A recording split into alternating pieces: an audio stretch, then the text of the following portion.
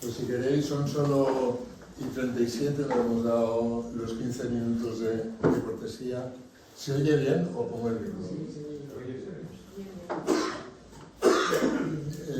Y nada, yo presento la sesión con dos magníficas ponentes. Esmeralda Ruiz al final no ha podido venir y pide, en fin, no ha sido posible tampoco sustituirla, y lo único pues era hacer una breve introducción. Os presento ya a las ponentes, que son ellas las que tienen preparado pues el contenido de la charla. La charla, mesa redonda, como la queréis llamar, sobre la lucha de las mujeres contra el genocidio en sus dos versiones, en el horrible de Gaza y en el sistemático de todo el resto del territorio de Palestina, tiene que ver con dos hechos, por ejemplo, que en la última semana se han producido. Uno es, por citar algo, la resolución de la Corte Internacional de Justicia, que estima parcialmente la denuncia presentada por algunos países contra el genocidio del régimen sionista de Israel, pero que sorprendentemente para algunos, y especialmente para los propios palestinos que están sufriendo cada día matanzas y bombardeos, no decreta un alto el fuego, sino que simplemente establece un plazo de un mes para ver de que se prevenga lo que se considera como genocidio. Sin embargo, la reivindicación básica, que era que se pare la matanza, que se pare la masacre que se está produciendo, eso no lo contempla el tribunal. Y otro elemento, eso fue el viernes 26, esta resolución, y al día siguiente en Madrid hubo una manifestación estatal bastante numerosa, una manifestación estatal de solidaridad con Palestina y contra el genocidio, que tenía otro nivel porque seguramente es la primera convocatoria a nivel central que se establece, y con unos objetivos bastante más claros que los de la simple solidaridad. Se planteaba concretamente que había que parar el fuego como sea, porque cada minuto que pasa hay muertes, hay masacre, hay destrucción. Y el otro elemento fundamental, que por eso se hacía en Madrid, era que se estaba pidiendo responsabilidades a quienes son responsables de que por activa o por pasiva esta agresión, este genocidio israelí continúe, avance y se prolongue a lo largo del tiempo y de los muchos años que lleva.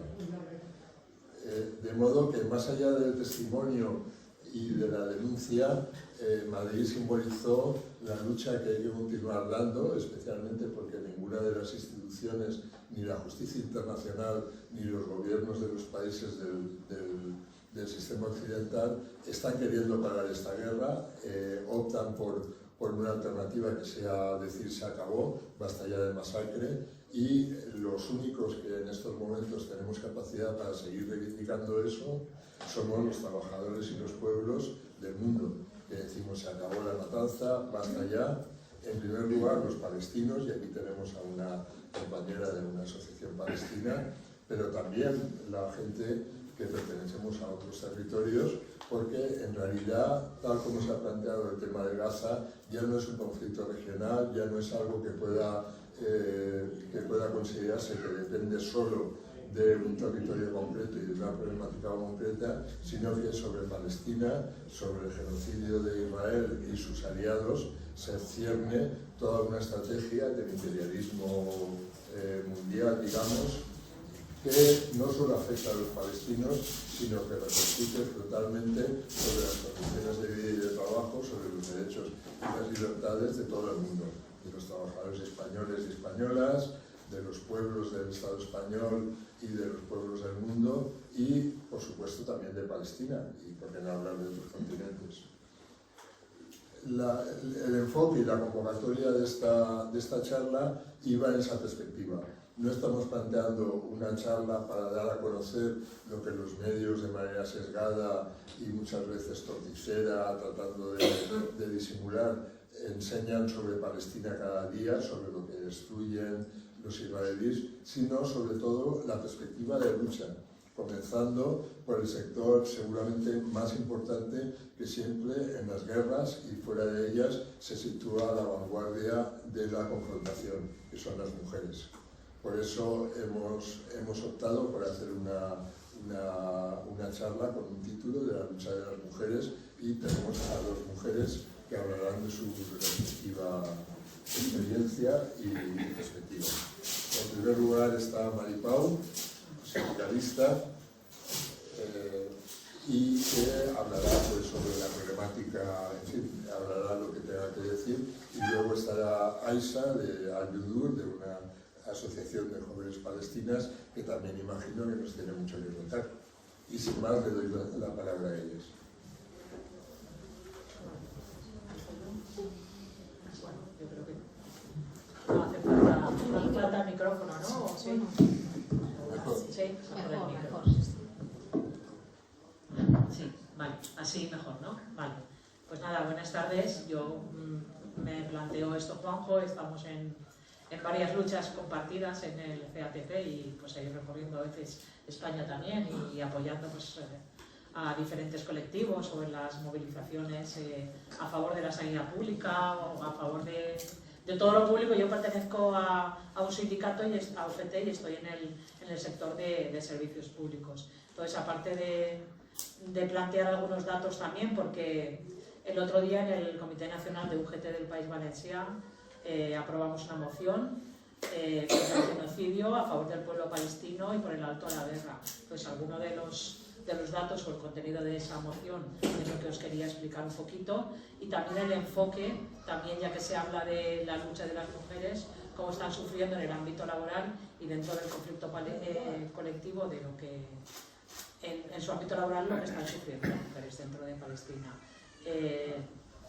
Como ya sabemos, y ya creo que lo ha dicho Juanjo también, las mujeres somos víctimas de todo conflicto armado, pero también somos siempre las primeras en movilizarnos y estar en primera línea, aunque como pasa en todos los ámbitos de la sociedad, el papel de las mujeres queda la mayoría de las veces invisibilizado, pese a ser tan protagonistas como los hombres y sufrir las consecuencias o más. Mujeres que pierden a sus familiares, que son detenidas y víctimas de todo tipo de violencia, tanto en las guerras como las mujeres que van hacia las fronteras buscando una vida mejor y huyendo de los conflictos, pues son víctimas pues, de mafias, de intercambios y de todo tipo de violencia, no solo en esta guerra, pero en la mayoría de los conflictos. Enviudan, pierden a sus hijos y tienen que llevar el peso de las familias, y su sufrimiento en la mayoría de las veces, como hemos comentado, pues es o ignorado o directamente silenciado. Son detenidas, interrogadas, sometidas a torturas y torturadas muchas veces hasta la muerte. En el caso de Palestina, pues eso, mujeres periodistas, poetas, escritoras, artistas, médicas, deportistas, de 4 generaciones han sido asesinadas junto a sus hijas e hijos. Quiero decir que muchos de estos datos también los tenemos porque como ha comentado Juanjo también, la información que nos llega de los medios no es la información que tenemos nosotros, no es la información real, y muchos de los datos nos lo han pasado organizaciones, sindicatos y otros colectivos. En Palestina ya sabemos que hay mujeres embarazadas que buscaban los cuerpos de sus esposos que habían sido asesinados en el Hospital de Obstetricia y Ginecología, se lee Al-Aqsa, no sé, sí. Cuyo director fue secuestrado por el ejército de Israel y por negarse a abandonar a los pacientes. Nos comentaban eso, que muchas de las mujeres pues, les tenían que practicar cesáreas sin anestesia, las heridas se las curaban con vinagre, operaciones con la luz de los teléfonos, y a consecuencia de todo esto pues, las criaturas nacían prematuras, con bajo peso, las infecciones que se contraían y eso, mujeres, niños y niñas que directamente son exterminados por un gobierno sionista de Israel en Palestina, y la complicidad ya sabemos que del gobierno de Estados Unidos y de los satélites que tiene en Europa. Ya sea como enfermeras, como cuidadoras, como madres, como hijas, como espías o combatientes, las mujeres siempre hemos estado presentes en todos los conflictos a lo largo de la historia. Además de, como he comentado antes, pues tener que velar por la alimentación y la supervivencia de las familias. De hecho, quiero destacar la lucha sindical de las mujeres de Palestina. Cuando los trabajadores fueron despedidos, la gran mayoría estaban desaparecidos, muchos de ellos en campos de concentración. Pues las mujeres también fueron detenidas, muchas de ellas también desaparecidas y destinadas a campos de concentración o asesinadas. Nos comentan que 14.000 familias ahora mismo dependen directamente del sueldo de la mujer para subsistir. En el ámbito de la sanidad sabemos también pues, que han bombardeado ambulancias, los centros del Organismo de Obras Públicas y Socorro de Naciones Unidas, escuelas, panadería, lugares del culto, tanques de agua, paneles de energía, etcétera, etcétera. Los hospitales, los centros sanitarios y las ambulancias no son y nunca pueden ser en ningún caso objetivos militares. Se debe respetar el derecho del personal de la sanidad a ejercer un trabajo como es el de atender a las personas enfermas y heridas. Yo soy empleada pública, como os he dicho, soy sindicalista de un sindicato del sector de servicios públicos y teniendo compañeros y compañeras del sector sanitario y sabiendo la importante labor que realizan, más aún en las crisis sanitarias. Aquí lo hemos tenido claro con la pandemia y en el caso de Palestina, pues en una situación de guerra, no me queda otra que denunciar la masacre de estas mujeres en sus puestos de trabajo. El ámbito sanitario es un sector feminizado, donde miles de mujeres han sido asesinadas cuando estaban trabajando en su lugar de trabajo y atendiendo a personas enfermas y realizando un trabajo tan esencial como es el cuidado de la salud. Tenemos también en el sector de la educación, es un sector también que es feminizado. Sabéis que a las mujeres siempre nos asignan por los roles del cuidado pues, o el trabajo en el sector de la sanidad o el trabajo de la enseñanza, por lo que tiene del cuidado de las personas. Y pues una vez más se está realizando una limpieza étnica. Está siendo atacado el sistema educativo y están siendo asesinadas trabajadoras. De lo último que estaba hablando era del sector sanitario y de que al ser un ámbito feminizado y muy machacado por la guerra, pues un montón de trabajadoras de este sector habían perdido la vida también en su puesto de trabajo. Y por otra parte, y en el empeño de realizar una limpieza étnica, también está siendo atacado evidentemente el sistema educativo, que es otro sector feminizado y donde las mujeres tenemos una gran importancia. Están siendo asesinadas trabajadoras, ya que han sido especial objeto de las hostilidades mediante la destrucción de todas las universidades y el bombardeo y voladura de las escuelas, institutos y escuelas de la ONU, y el asesinato de cientos de personal docente.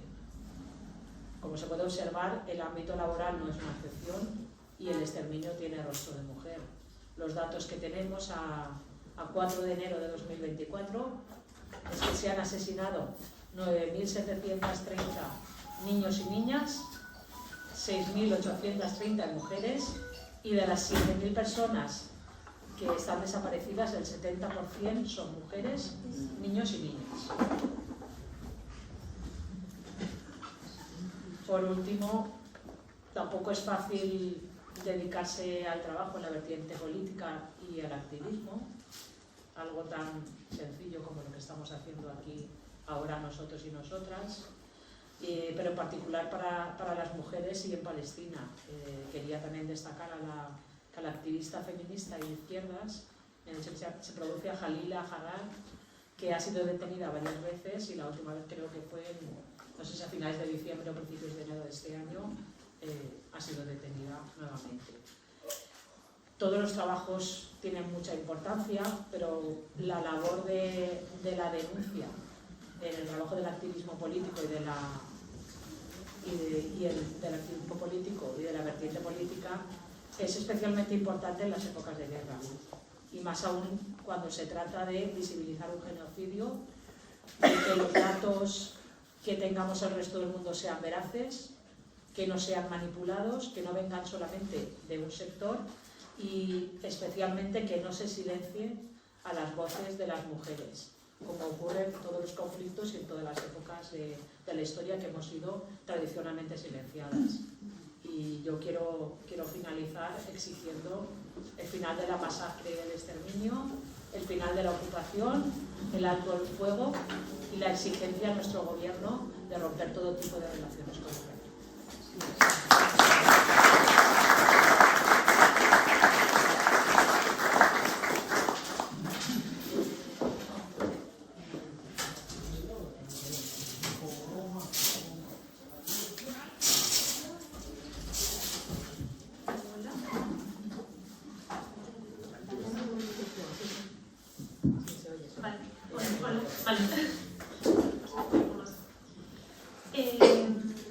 Vale, pues bueno, yo en primer lugar quería dar las gracias al PCPV por organizar esta mesa y en general por estar dando tanto espacio a esta causa. El partido ha estado siempre en el lado correcto de la historia y creo que estos meses lo está demostrando con la enorme cantidad de actos que está organizando sobre este tema, la verdad. Palestina ha sido como la causa de las causas. Siempre ha tenido como un altavoz relativamente grande comparado con otros territorios del mundo que sufren injusticias también y sin embargo como que llama la atención que siga habiendo muchísima desinformación. A pesar de tener pues eso, ese relativo altavoz. Sorprende porque al final la situación no hace más que empeorar y hasta el punto que estamos viendo estos meses o sea, lo que está pasando es un genocidio televisado en el que el bloque occidental no solo no está haciendo nada por frenarlo, sino que además lo está apoyando. En este contexto, además, creo que es esencial hablar con perspectiva de género siempre y en concreto en una situación como esta es especialmente importante. Creo que los datos que has comentado están súper bien y son muy importantes que se visibilicen. La razón por la que estoy aquí es porque mi padre es palestino. Y yo a partir de ahí pues me movilicé por la causa porque al final pues son también mis raíces. De hecho él siempre dice que nació un año antes de la formación de Israel, que es algo como muy significativo. Él es, no sé si es algo propio de los palestinos, pero es el caso de mi padre, que es el único que tengo, que al final es el que siempre me ha enseñado a no conformarme, a cuestionar las cosas y él también es el que me ha hecho como interesarme por la política y como que se ha encargado siempre de que yo estuviese informada de lo que pasaba en el mundo y no solamente en Palestina. Al final creo que hay una parte muy importante como de las expectativas que ponen las personas migrantes y racializadas en su descendencia, que creo que es común a casi todas, que supone tener muchos estereotipos por romper. Y supone también como tener la presión de tener que representar dignamente a todo tu país, o toda tu etnia, o toda tu religión. Y como ejemplo así súper básico, en el caso de Palestina en concreto, mi padre siempre me cuenta que cuando llegó a España en los 60, le sorprendió mucho ver a mujeres con pelo negro cubriéndoles el pelo, sobre todo las mujeres mayores, porque era algo que él nunca había visto en su tierra. O sea que es como bastante sorprendente pues, cómo pueden cambiar las cosas y cómo te puede afectar a la sociedad, ¿no? Pasar por lo que están pasando, porque al final mis tías en Palestina llevaban minifalda, no llevaban velo, o sea, directamente. Hay algo que en ese tema como que me resulta llamativo, porque al final yo no sé si no llevaban, o sea, no sé si llevaban minifalda porque querían, que es algo que se dice mucho en el feminismo, ¿no? Todos lo hacemos porque queremos, o porque estaban bajo mandato británico, y eso supone también una cierta influencia cultural y social. Pero más allá de eso sí que tengo claro que a Israel y al sionismo le viene súper bien esos prejuicios que se generan alrededor de las mujeres palestinas. Como bien sabemos, las guerras que se hacen en un supuesto nombre de la liberación de las mujeres, como es el caso de Afganistán o Irak, se hacen sin consideración de género. En el ejército israelí no le preguntan a ningún palestino su orientación sexual antes de matarlo, y de la misma manera estamos viendo que tampoco están teniendo en cuenta si son mujeres o si son niños. Promocionan sus avances en feminismo y en derechos LGTB y se venden al mundo como un Estado moderno en medio de la barbarie. Cuando, lo sabemos de sobra, la mayor barbarie la está cometiendo el propio Estado de Israel constantemente, cuando bombardea a la población, cuando les roba el acceso a los recursos más básicos, independientemente de, pues lo que decía, si son mujeres, si son hombres, si son heterosexuales o si forman parte de la comunidad LGTB. La historia de Palestina es la historia de muchos pueblos ocupados. Los palestinos y palestinas son indígenas. Y me parece como muy importante cómo tratamos como la terminología, ¿no? Al final también hablar de indígenas te pone en un plano, y hablar de guerra también te pone en un plano, que es algo que nos tenemos como que reflexionar, porque al final una guerra es entre dos ejércitos y aquí no hay una guerra. Como decía, como tantas otras indígenas, las mujeres palestinas tienen un papel fundamental en la lucha por la liberación, no solamente cuando ponen el cuerpo directamente en la parte física, sino también en la parte educativa, para transmitir a las futuras generaciones tanto la historia de su pueblo como la cultura de resistencia al opresor, que también, hablando de terminología, la palabra resistencia es muy importante cuando se habla de Palestina. ¿Y qué significa ser palestina en esas circunstancias? Pues evidentemente hay una batalla cultural basada en prejuicios, como decía antes, para justificar lo que está haciendo el Estado sionista en Palestina. El relato de la mujer árabe, musulmana, invisible y oprimida es una de las claves para Israel. En ese sentido, he cogido una cita que me ha parecido como que está muy bien, de Brigitte Vasallo, que dice: la islamofobia de género es una de las herramientas preferidas del efectismo electoral, pues es gratuita y rentable, genera más confusión que repulsa y aglutina no solo el voto racista y xenófobo, sino que logra también apoyos en sectores críticos, como es el feminismo, a través de una estrategia que podríamos denominar purple washing, lavado morado, que es la utilización de los derechos de las mujeres para justificar la violencia sobre otras personas, aunque algunas de ellas sean incluso mujeres también. En el caso del pinkwashing, que es el lavado rosa, con respecto a los derechos de la comunidad LGTBI, el pinkwashing es algo que vamos a oír mucho ahora de cara a Eurovisión, por ejemplo.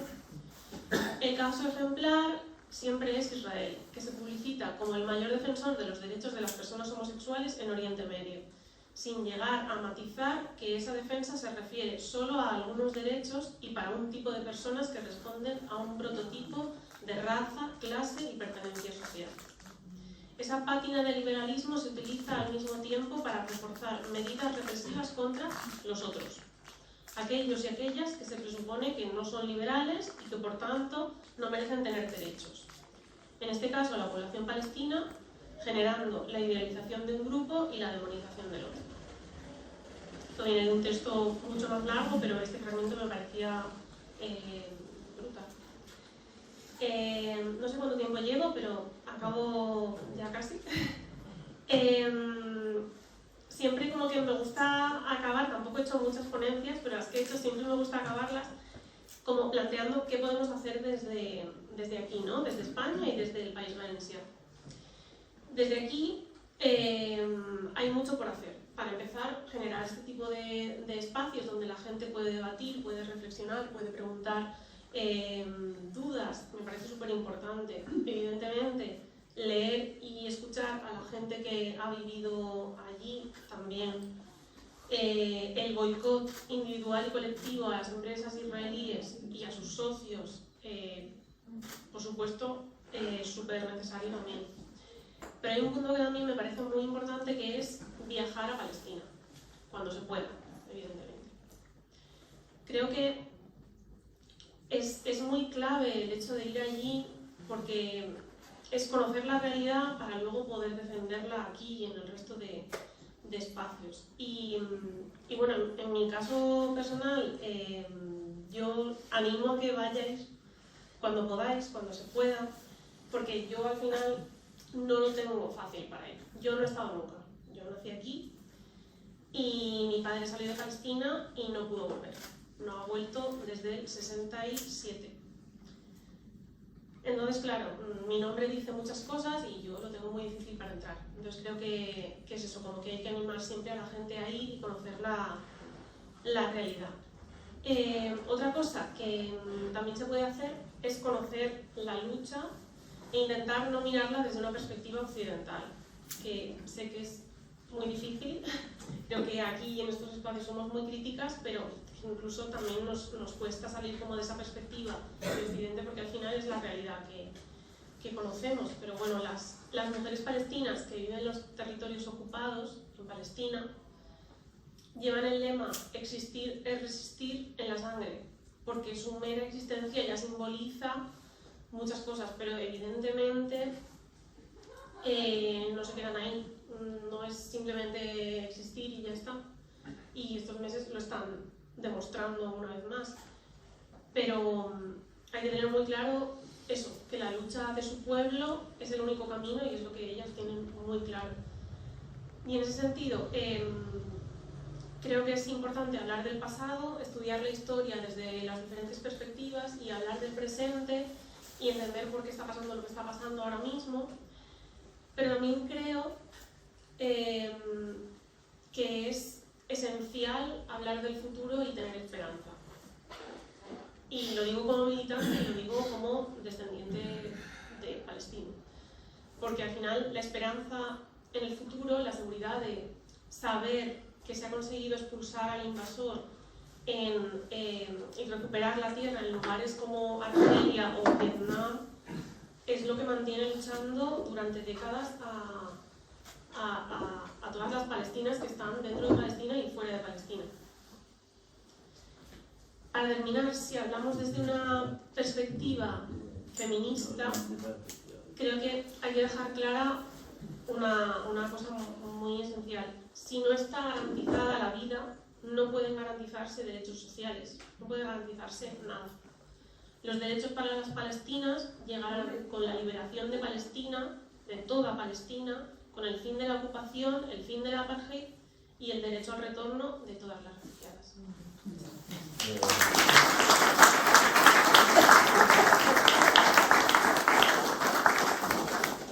Pues si queréis, abrimos ahora el debate. Nos visitan, han venido al acto unos compañeros de la comunidad palestina. Si quieren hacer algún saludo o hacer alguna palabra bien, y si se quieren incorporar al turno de debate, pues ningún problema, como queráis.